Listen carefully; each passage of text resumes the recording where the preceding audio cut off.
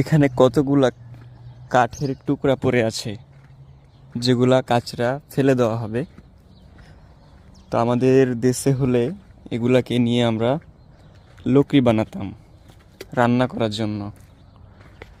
দেখুন অনেক কাঠ, এগুলা কাঠ দিয়ে মূলত হচ্ছে সেন্টারিং করা হয়, বিভিন্ন রকমের কাজ এই কাঠগুলা দিয়ে করে। তো এই কাঠগুলা বাইরে থেকে আসে, তো এগুলার আর দরকার নেই, এগুলা হচ্ছে ফেলে দেওয়া হবে। কাঠগুলা কিন্তু পাট পাট করা থাকে, এই যে আপনার 3-4 পাট করা থাকে দিয়ে কাঠগুলা আর কি বাইর থেকে আসে এই দেশে।